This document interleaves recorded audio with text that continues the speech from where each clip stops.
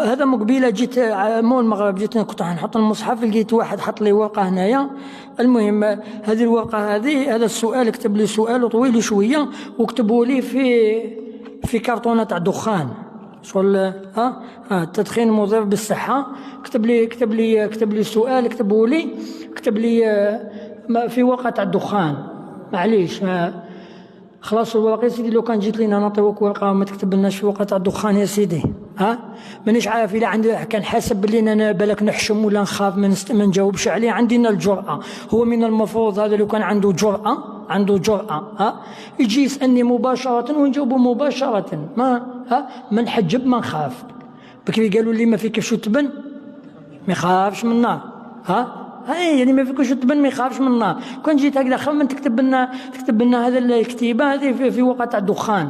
المهم معليش انا نظن نغمضوا عينينا. المهم اسالني السؤال هكذا، هذا السؤال هذا ما فهمتش انايا كيف هذا السؤال هذا عجيب وغريب، سؤال عجيب وغريب في كرتونه تاع دخان. نقرأ لكم السؤال ومن بعد نجاوب. هو قال السؤال: من فضلك ماذا تقول وما رأيك وماذا رأيك في فركوسة؟ المهم دوك نتكلموا على هذه أخطاء إملائية بالعرامة. يسقسي فينا أخطاء إملائية في فركوسة وأبو سعيدة اللي هو أبو سعيد وابن عثيمين وابن الكبير نتاع هو تاع أضرار، كتب تاع أدري ما حتى باش نقراها ما عرفتش كيف نقراها. وأنت صوفي ولا ماذا؟ وما هي عقيدتك؟ وماذا تقول في الذين يموتون في غزة؟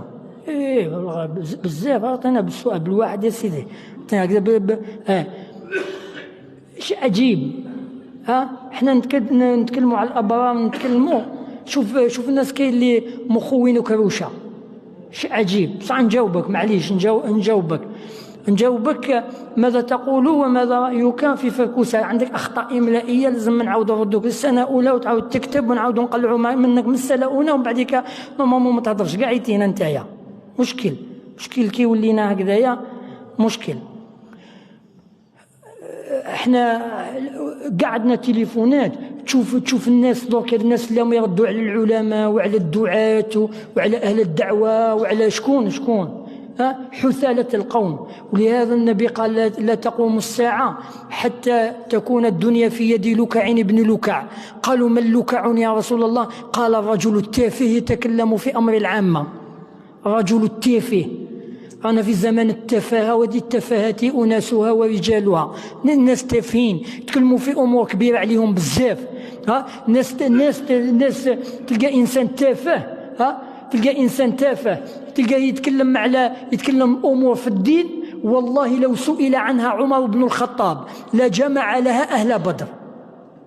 تلقاه هو يهدر ما يعرفش المبتدأ من الخبر والفعل من الفاعل، ما يعرفش إنه وش الدير. المهم